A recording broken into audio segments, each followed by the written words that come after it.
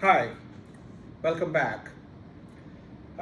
This short video gives you a preview of the material for Unit 3. The main topics are,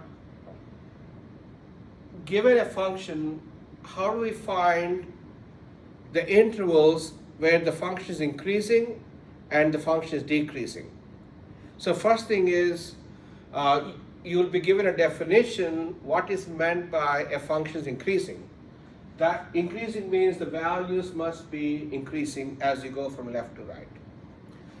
Decreasing means the values must fall as you go from left to right.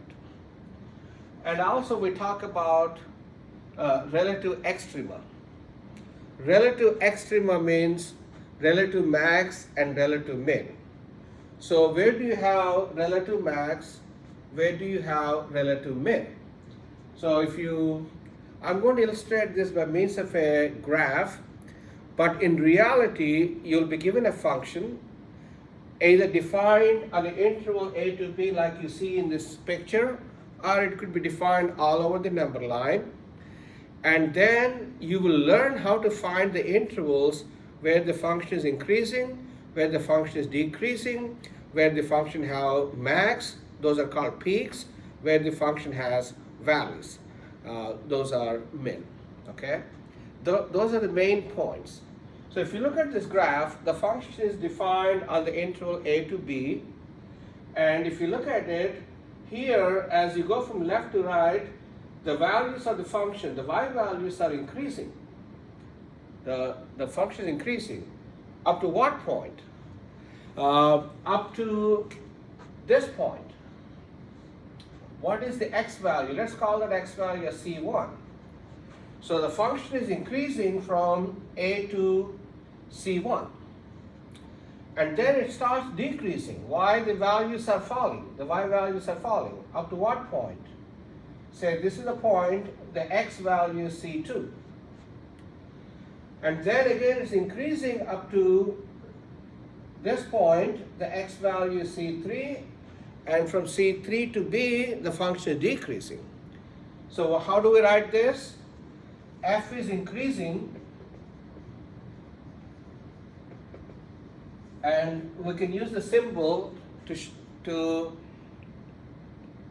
denote the function is increasing on the interval from a to c, a to c1, open interval, and then c2 to c3, and those are the intervals where the function is increasing.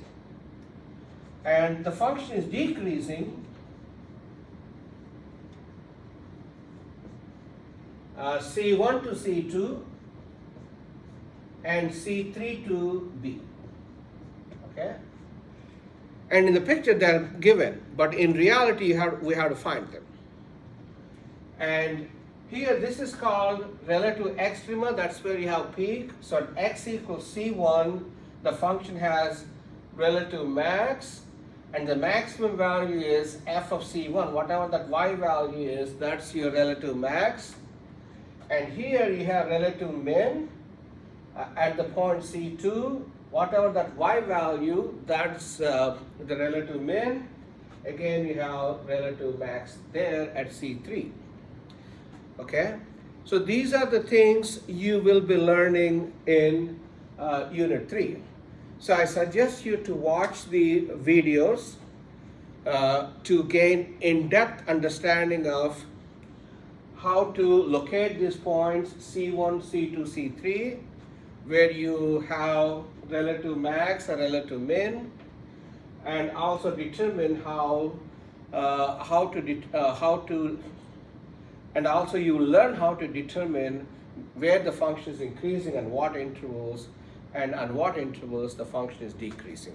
Okay, and all the best for the next week, and I'll come back and post some more videos next Monday, and where I'll review the stuff that you learned in Unit 3, and also I preview the stuff for Unit 4. And also, I just want to remind you, there will be an exam that will open next Monday, and that is due the following Sunday as usual. And all the best, and have a good week.